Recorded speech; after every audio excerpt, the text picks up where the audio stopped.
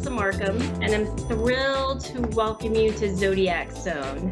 This is your go-to destination for 30 minutes of astrological session that happens every Wednesday at 9:30 p.m. Eastern Standard Time.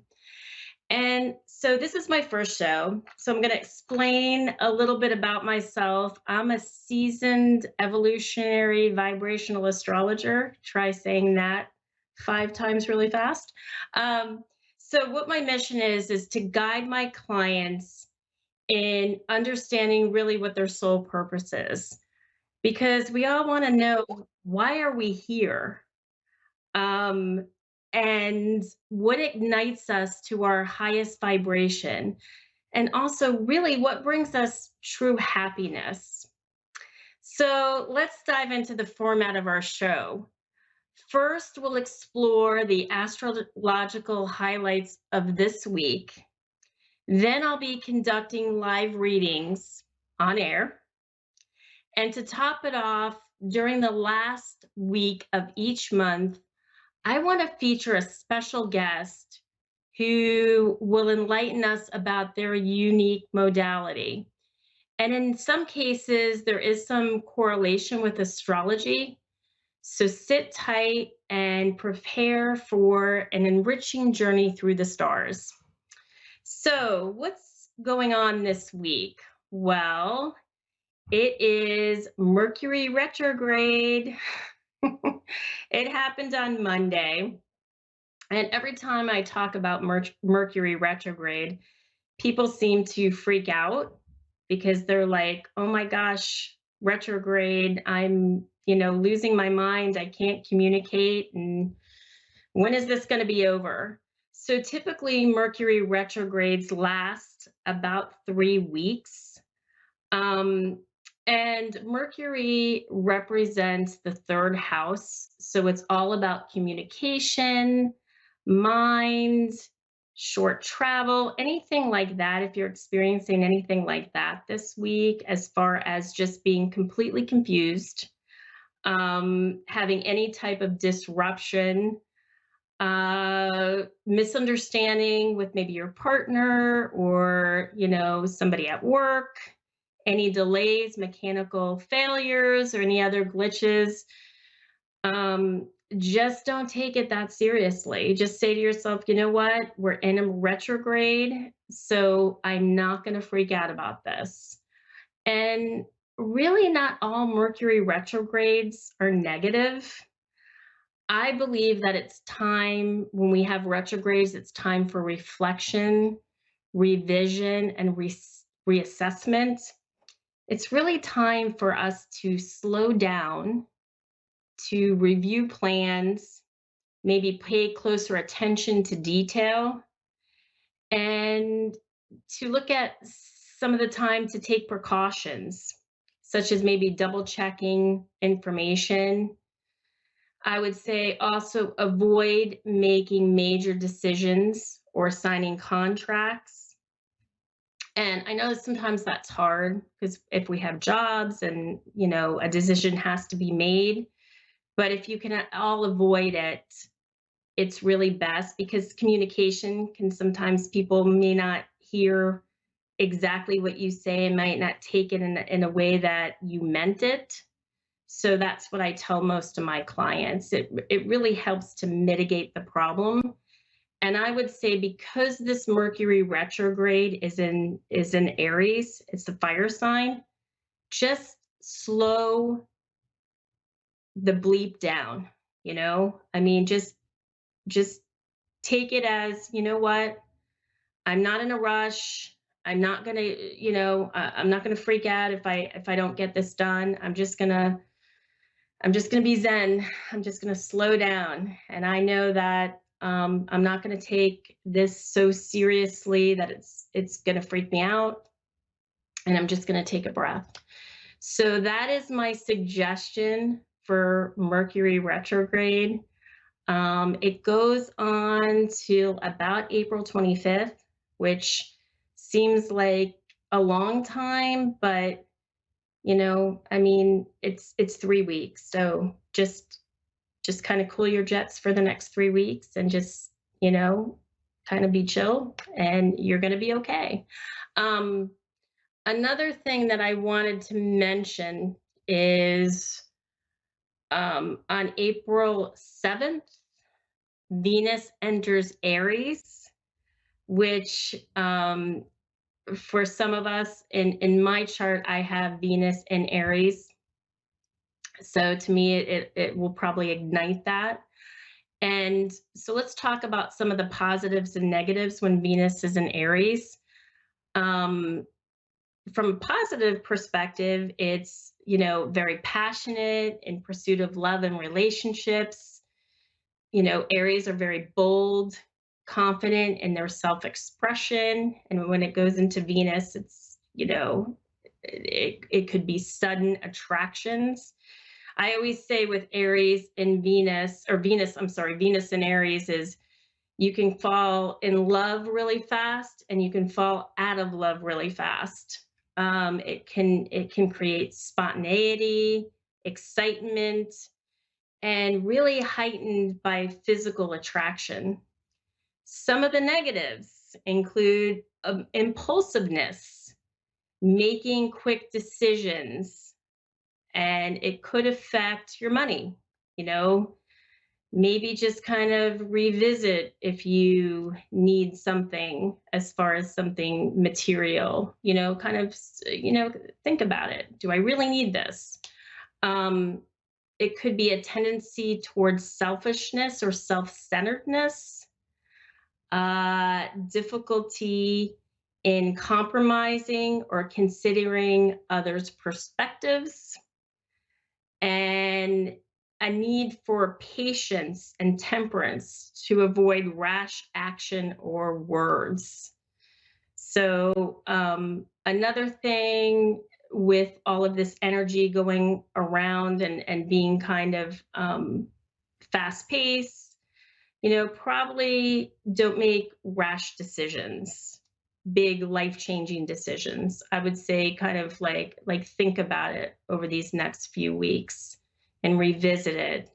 And just like I said, the you know, the motto is to just, you know, calm down and just and think about it. I also wanted to include in my show an astro tip of the week. And I have noticed that in my readings, I am really, I very, very attracted to my crystals. And for this week, I have an amethyst and a blue calcite. So I would say, and even I even say this to my corporate clients too, is mix a little bit of the spiritual with the corporate. In other words, if you're feeling stressed about deadlines or meetings or those big presentations, put some crystals around your area because I find that they calm me down because I have a lot of areas in my chart. So I could be very high strung. And so just put crystals around your work area and also on your lap. You know, the blue calcite on my lap. Um, so that's my suggestion of this week. So next I want to move into doing some readings, and I have Goldie from Richland, Virginia, wanting a reading. So let me go ahead and open up put on my glasses and put her into my program. Is Goldie there? Yes, Hi, Goldie. How are you tonight? I'm doing good. Great, great. So do you have your birth time reading? I mean, your birth time. No. You don't have your birth time. I should have probably said that I do need a birth time to do an accurate reading. Okay, I'm thinking it was 4 o'clock of evening. 4 o'clock p.m. or Yes. a.m.? p.m.? PM. Okay, Yes. great. And day, month, and year you were born? Okay. February the 14th, 1963.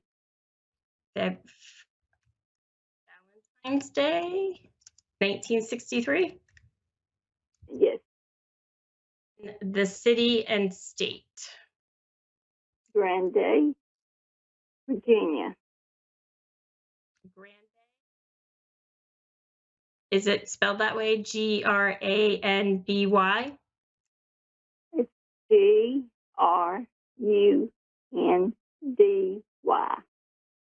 I'm sorry, I'm having trouble hearing you. Okay. It's G like in Okay. girl. Okay, got it. Thank you. And Virginia? Grande, Yes. Virginia. Got it.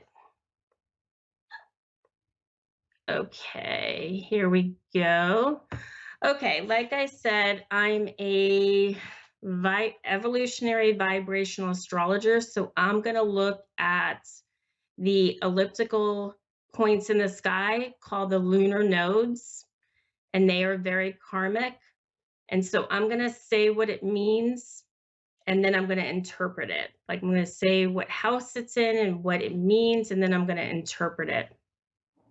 So it looks like your south node is in Capricorn in the sixth house. And the sixth house represents daily routine, it represents health, it represents small animals.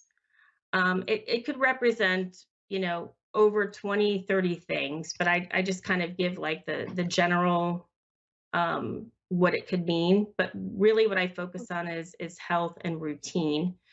So All right. it's in Capricorn in the sixth house.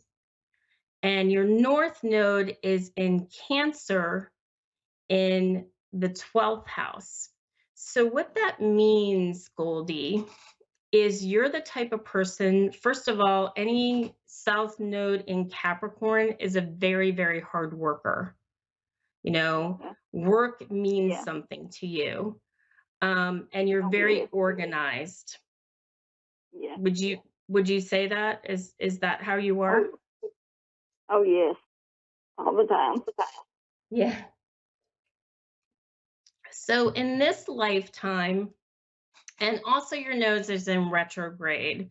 So that means the lessons that happen in this lifetime could keep coming back to you, you know. Oh, Um, yeah. so the purpose in this lifetime is, you ever hear that phrase, let that shit go? Yeah.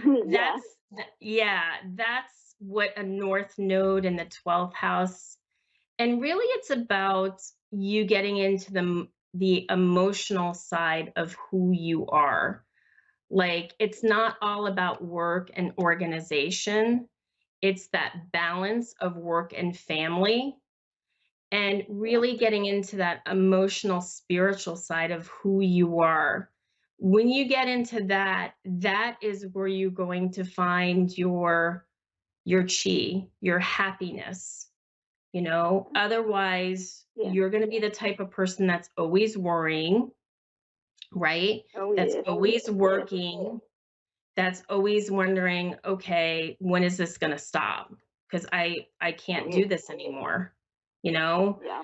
And Mm. so Yeah. it's really time for you to get into that spiritual dream, creative side of your soul, and Yeah. to have that emotion, not be so, this has got to get done, got to get this done, got to do this, got to do Yeah. this, got to do that. And another thing I look for in charts is I talk about Chiron. Chiron being the wounded healer. There's a Okay. whole story in Greek mythology about Chiron. And Chiron was immortal, meaning that he couldn't die. So he consistently lived in his wounds until he was released from them. And you have your Chiron in Pisces, and it's in the 8th house. And when I see Chiron in the 8th house, I know this person is going through major transformation. They have um, gone through a lot in their lives, and especially being in Pisces, where it's not in some cases they could be mad at the universe, or they started being mad at the universe because they're trying to very hard to get into that spiritual realm of who they are. And in the eighth house is all about transformation. It's an unconscious house. So I would say for you is the biggest thing I would say is to get into that spiritual side of your soul, which you're doing right now, right? You're Mhm. calling a spiritual network and you're having a reading. But there, when you fully connect first to yourself, and then with others, and I always say this too, when we do the transformations on ourselves, it's amazing how we can transform those around us, and they don't even know where they feel different, right? It's energy. Mhm. So that's really big for you, is to Oh, go down really deep with yourself. And yeah. I would say too, a lot of times Chiron, people with Chiron in the 8th house, they could be very afraid of people that are close to them dying because it's 8th house. And what I do, because I have my Chiron and Aries there in the 8th house, is I say my spiritual prayers and my protective prayers of my loved ones. Yeah. I have found that with my clients that helps them, because they Okay. know that there's a protective shield around their loved ones at all times, you know. Okay. So it's really for you is looking at everything from a spiritual aspect of everything, Mhm. knowing that Yeah. you're flowing with the universe and not against it. It's not happening to you. You're understanding that you signed a soul contract, and everything in life is from a spiritual perspective. And you're just, whether it's paying back karmic lessons or whatever you have to do, you're looking at it from a spiritual perspective. And then you can you can flow with it, like I said, flow with the energy. Yeah. So that's what I would say to you tonight. Do you have any questions? Yes, I have one. Um, the one I have is I'm 61, and you can tell by my birthday. Um, and my mom's passed 6 years. My sister passes, I think, 8 years. They're 2 years apart. And everybody in my side, all my uncles, my aunts, I had one uncle died just recently, and I never known who my dad was. My mom died, before she told me. And I recently found out who it was, and that, you know, his kids is wanting me and all this. It's just all new to me. So that's the part I need to know. I'm sorry, what was the last of it? I'm having a slight trouble hearing you. I'm so sorry. It's just Oh, our no, no, no. area. It could be my connection too. This is my first show, so I'll make Okay. adjustments. So Okay. Um, like I said, all my family is dead but me. I'm the last of my mom's family. Her sisters and her brothers are gone, and my one and only uncle that helped raise me. I call him like a father. So I never knew who my father was until here recently. I was told by all these family members who he was, and now I found out he had died in 1974, and found out he had like four boys and one daughter, and they were reaching out trying to, con- meet and stuff, and that's the fear that's inside. What should I do? Well, I think this reading has been really it's really about you finding that spiritual aspect of who you are. And I feel that with especially with, your north node in the 12th house, you can have a connection with your family members on another plane, right? It's not the earthly plane, but it's even more deep than that. And this is where you have to ask for it and you have to believe that it's possible.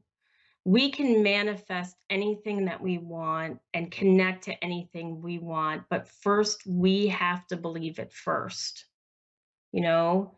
And this is where you have to believe that there is this afterlife and that we are spiritual beings and we do have souls, but it's not enough to just believe it from a logical standpoint.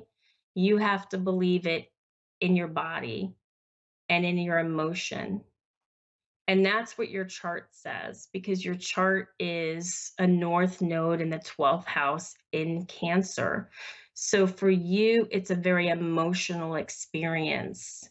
It's not necessarily in your head, but it's the head heart coherence. So this is where you have to feel it and ask for it.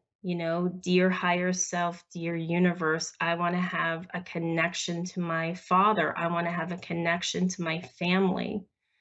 You know, bring that to me. Help me find that.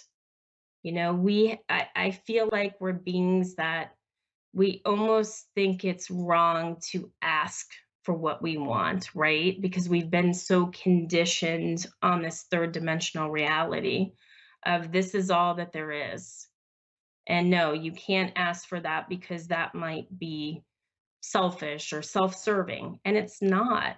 Once you get into this world, it's amazing the things that I've asked for and the things that I've received just by believing that it's possible.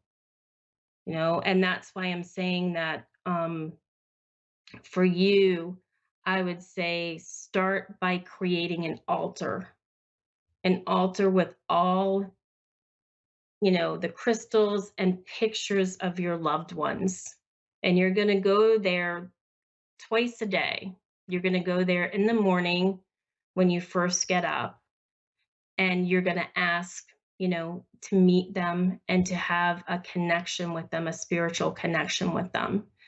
And then you're going to go there before you go to bed and you're going to do the same thing. And it's amazing. I feel like you're going to get a lot of information in your dreams. It's, you have so many possibilities with that north node in the 12th house. And I feel too, if you do these things, and it's just not like a one hit wonder. You can't do it just one time and expect, I mean, I think that's the way most of us have been conditioned, right? If we do it a couple times, it's going to work. No, it takes what, 30 days to create something, and then 60 days where it becomes a habit Yes. to adhere to our muscle memory so we know to go ahead and do it. And trust me, our ego always kind of combats anything because the ego knows what the ego knows. But if you Yeah. start doing this work, then you're going to see how your life is going to change. And it really does change. It doesn't mean that we don't have the work that we came here to do, but it just means that you're going to have a connection that you've never felt or had before. And you're going to kind of want to keep doing that. Does this all make sense? Oh, yes, yes. It makes a whole lot of sense.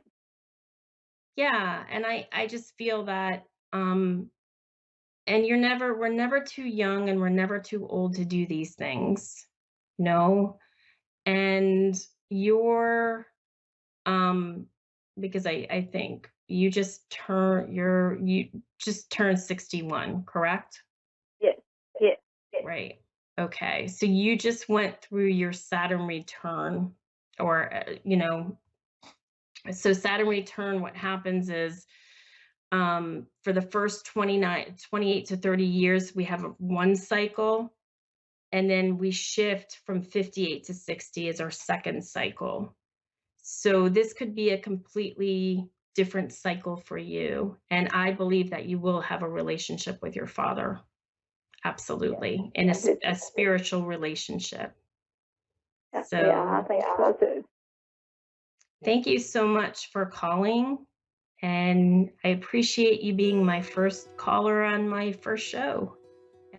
Okay, thank you. And you have a good night. You too. Thank you. Well, I just wanted to say to everybody, thank you so much for listening to my first show. Like I said, what I plan to do, I plan to use the same format next week.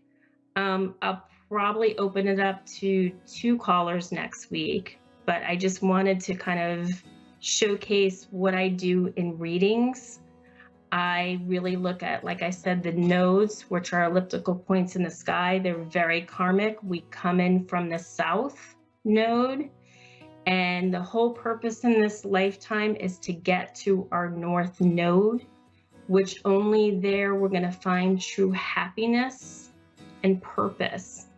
And it's not about money. It's not about finding the right person. It's not about your children. It's really about you deep down inside in your soul, and what what you're trying to accomplish as a soul.